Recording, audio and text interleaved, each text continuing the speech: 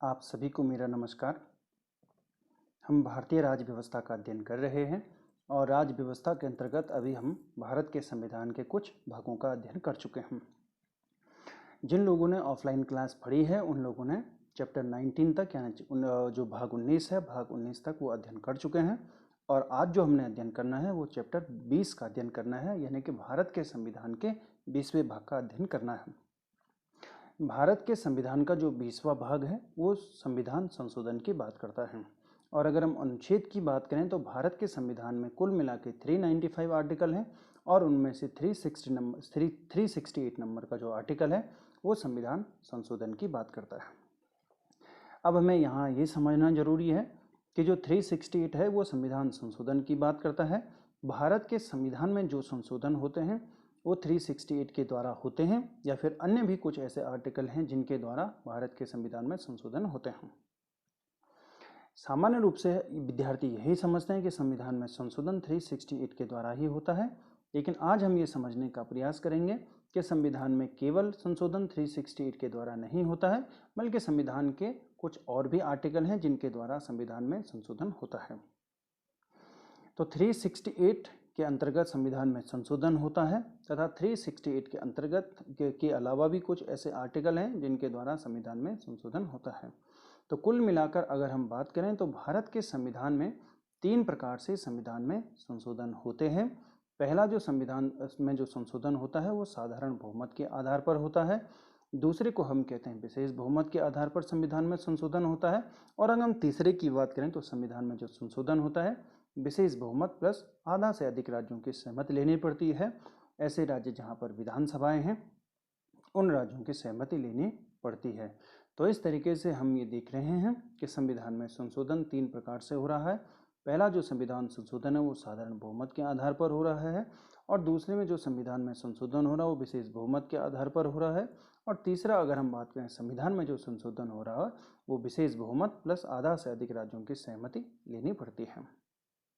तो अगर हम 368 की बात करें तो इस 368 में जो बातें हैं वो क्या लिखी हुई हैं, पहले तो ये देख लेते हैं। 368 के जो प्रोविजन हैं वो हमने ली है साउथ अफ्रीका से, यानी संविधान संशोधन के जो प्रावधान हैं वो हमने साउथ अफ्रीका के संविधान से लिए हैं। साउथ अफ्रीका के संविधान को हमारे संविधान निर्माताओं ने मैं पढ़ा उसको भारतीय परिस्थितियों पर लिखा है।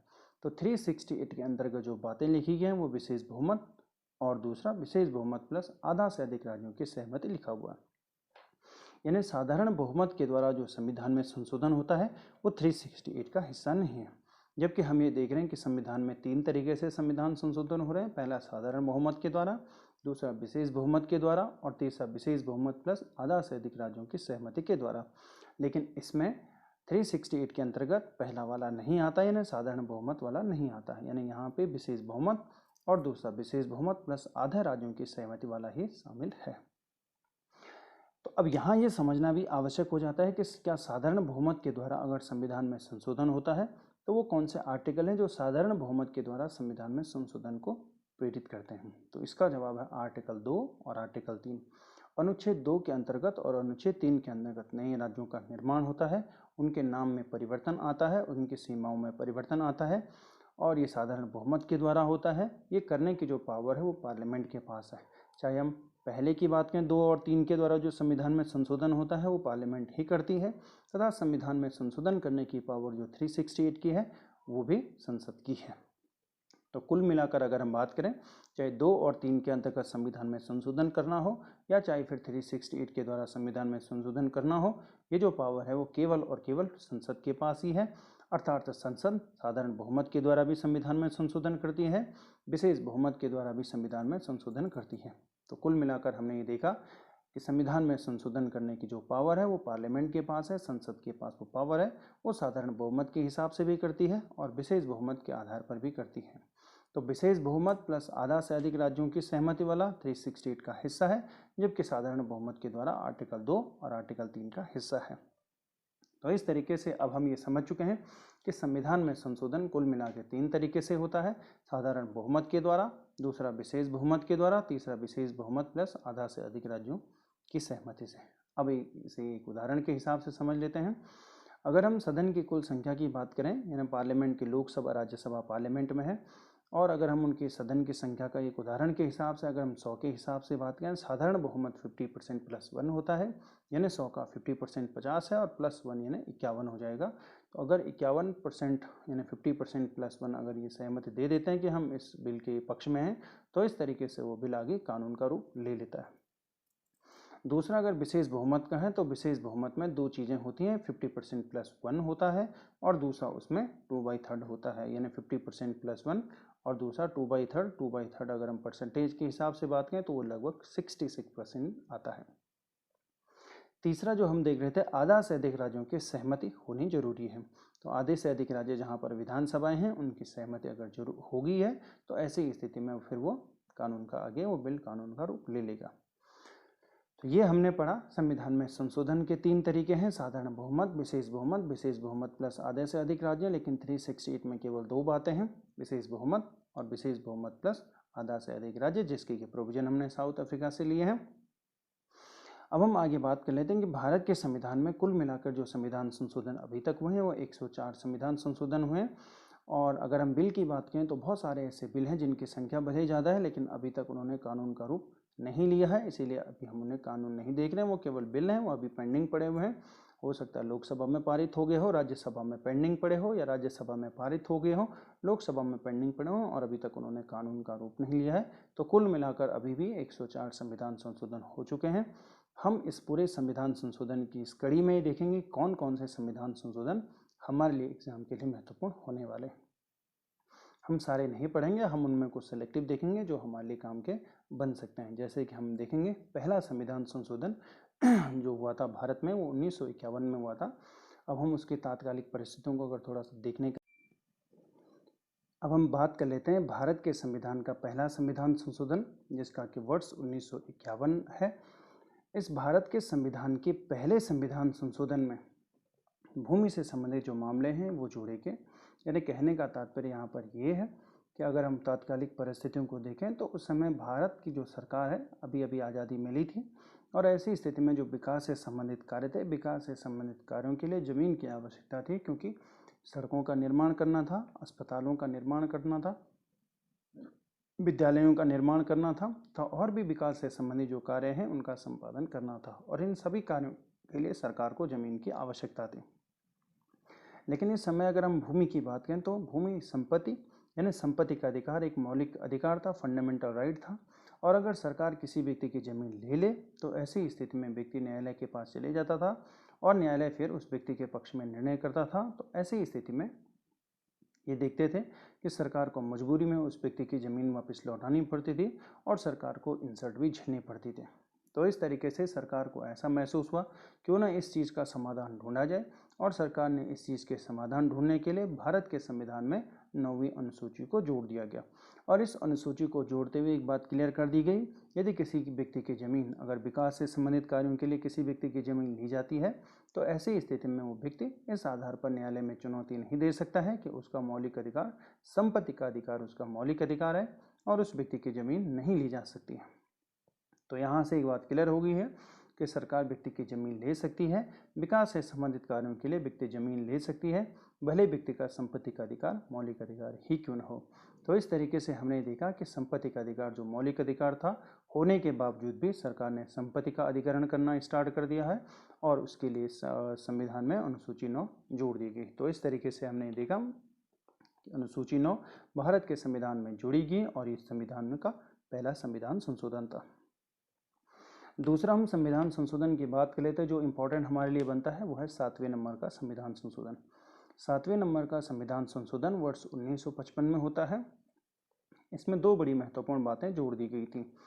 पहला तो ये जोड़ा गया कि उस समय भारत में 4 प्रकार के राज्य होते थे, ए प्रकार का राज्य, बी प्रकार का राज्य, सी प्रकार का राज्य और डी प्रकार का राज्य। तो ये 4 प्रकार के राज्यों को खत्म करके 2 प्रकार के राज्य बनाए गए। पहला जिसे हम पूर्ण राज्य कहते हैं और दूसरा हम कहते हैं संघ शासित राज्य। तो इस तरीके से 2 राज्य बनाए गए, एक को हम संघ शासित राज्य कहते हैं जिसे यूनियन टेरिटरी या यूटी बोलते हैं और दूसरे को हम पूर्ण राज्य कहते हैं। तो ये जो व्यवस्था है ये 7वें नंबर के संविधान संशोधन के फलस्वरूप आती है। दूसरा, उसमें एक बात स्पष्ट कर दी गई कि 2 या 2 से अधिक राज्यों का एक हाईकोर्ट हो सकता है। तो 2 या 2 से अधिक राज्यों का एक हाईकोर्ट हो सकता है, क्योंकि आज हम भारत में देखते हैं कुछ ऐसे राज्य हैं जिनका हाई कोर्ट दो या दो से अधिक राज्यों का अपना एक हाई कोर्ट है, तो ऐसी व्यवस्थाएं 7वें नंबर के संविधान संशोधन में ये बात जोड़ दी गई थी। अब हम बात कर लेते हैं 9वें नंबर के संविधान संशोधन की, जिसमें भूमि हस्तांतरण की बात की गई है। 9वें नंबर का जो संविधान संशोधन हुआ था उसका वर्ष 1960 है, और इस समय हमने ये देखा कि भारत और पाकिस्तान के बीच आज़ादी के बाद बहुत सारे ऐसे क्षेत्र थे, ऐसे विषय थे जिनमें डिस्प्यूट था, जिनमें झगड़ा था, और एक भूमि का हस्तांतरण का मामला भी था। तो वर्ष 1960 में बेरुवाड़ी और खुलना जो स्थान थे जो आज बंगाल में स्थित हैं, उन दोनों स्थानों को भारत ने पाकिस्तान को दे दिया, क्योंकि उस समय बांग्लादेश बना नहीं था, बांग्लादेश पूर्वी पाकिस्तान था, और हमने बेरुवाड़ी वाला जो क्षेत्र है और खुलना वाला जो क्षेत्र है वो पाकिस्तान को दे दिया था।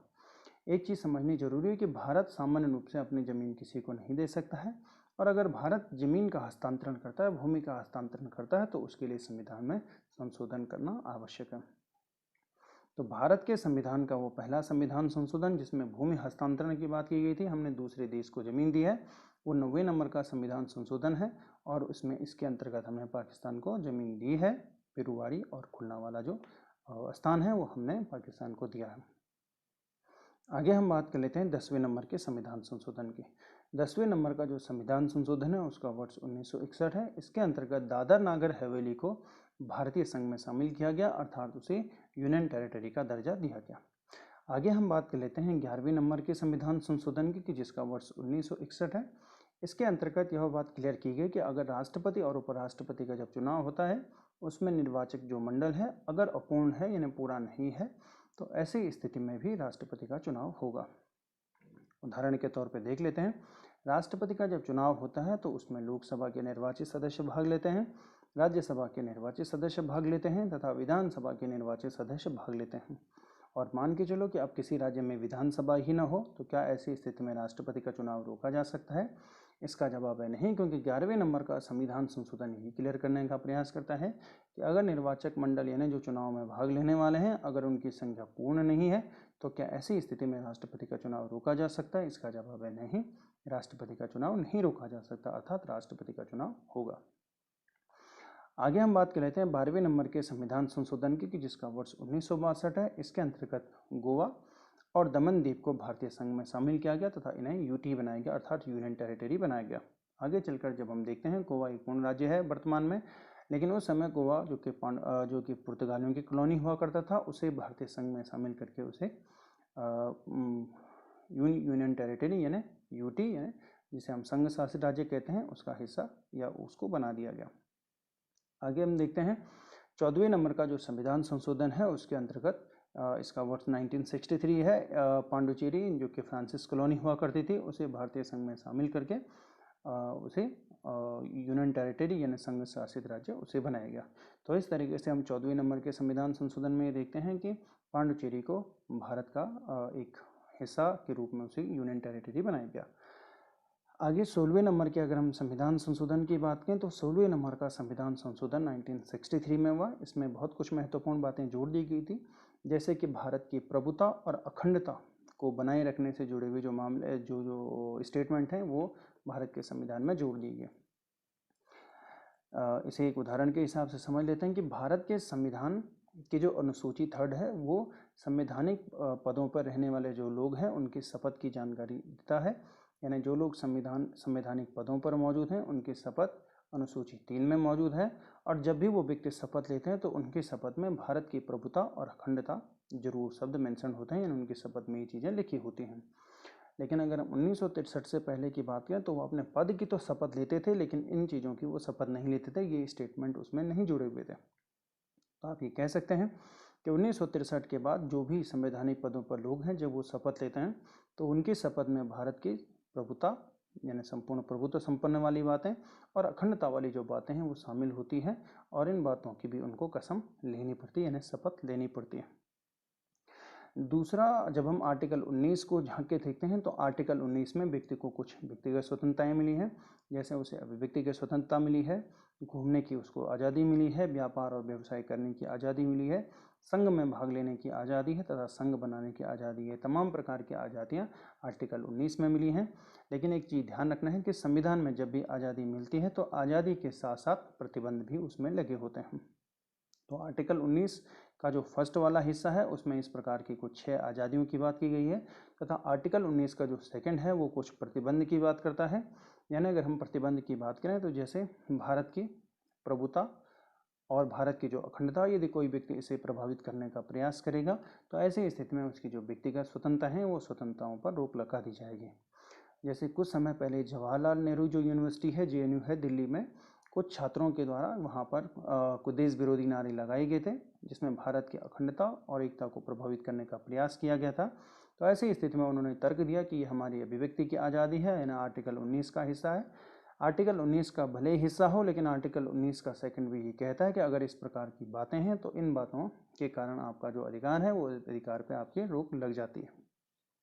तो इस तरीके से आर्टिकल 19 के सेकंड में प्रभुता और जो अखंडता वाली जो लाइन है ये जोड़ दी गई, यानी अगर कोई व्यक्ति इस तरीके से भारत की अखंडता को प्रभावित करने का प्रयास करेगा तो आर्टिकल 19 के फर्स्ट के अंतर्गत उसे मिलने वाली जो स्वतंत्रता है वो स्वतंत्रताएं रोक लगा दी जाएगी, यानी उन पर रोक होगी। एक और बड़ी इंपॉर्टेंट बातें हैं जो कि पहले संविधान संशोधन में हुई थी, जो मैंने अभी आपको नहीं बताया, वो स्किप हो गया था। पहले जो संविधान संशोधन के अंतर्गत भी आर्टिकल 19 में के सेकंड में कुछ बातें जोड़ दी गई थी। जैसे जो हमारे मित्र देश होते हैं, हमारे जो लोग हैं, भारत के रहने वाले लोग हैं, उनको भारत के मित्र देशों के खिलाफ नहीं बोलना चाहिए। अगर वो बोलने का प्रयास करते हैं या चेष्टा करते हैं तो ऐसी स्थिति में उनको मिलने वाली जो स्वतंत्रता है उन स्वतंत्रताओं पर उनकी रोक लगा दी जाएगी।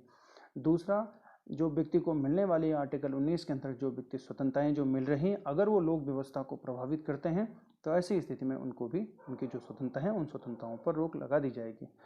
अगला, अगर कोई अपराध करने के लिए प्रेरित करता है तो ऐसी स्थिति में भी उनकी जो स्वतंत्रता है उन स्वतंत्रताओं पर रोक लगा दी जाएगी। और ये तमाम जो बातें हैं वो आर्टिकल 19 के सेकंड में मौजूद हैं, और आर्टिकल 19 के सेकंड की ये बातें भारत के संविधान के पहले संविधान संशोधन के अंतर्गत जोड़ दी गई थी। अब हम बात करते हैं अगले संविधान संशोधन की 21वें नंबर का संविधान संशोधन। भारत के संविधान का 21वें नंबर का जो संविधान संशोधन है वो संविधान की जो 8वीं अनुसूची है उसमें जो भाषाएं हैं उन भाषाओं की वो बात करता है। तो शुरुआती समय में 14 भाषाएं संविधान में थी, लेकिन जो 15वीं भाषा है जो जोड़ी गई वो संविधान में जो 15वीं भाषा जोड़ी गई वो सिंधी जोड़ी गई। और 21वें नंबर का जो संविधान संशोधन है उसके अंतर्गत संविधान में जो भाषा जोड़ी गई थी वो सिंधी भाषा जोड़ी गई थी। तो आज हम संपूर्ण तो नहीं पढ़ रहे हैं, लेकिन हम कुछ संविधान संशोधन के बारे में अभी हमने पढ़ा है। इसके अतिरिक्त जितने भी संविधान संशोधन हैं वो हम चैप्टर 2 में पढ़ेंगे, यानी इसके बाद के चैप्टर में पढ़ेंगे। और तमाम प्रकार की जो जानकारी है वो मैं इसके बाद आपको दूसरे वाले हिस्से में आपको दूंगा, जिसमें और भी हम संविधान संशोधन के बारे में पढ़ेंगे। फिलहाल आज के लिए इतना ही है, और आपने इसे समझने का प्रयास किया। बहुत बहुत धन्यवाद आप सभी लोगों का।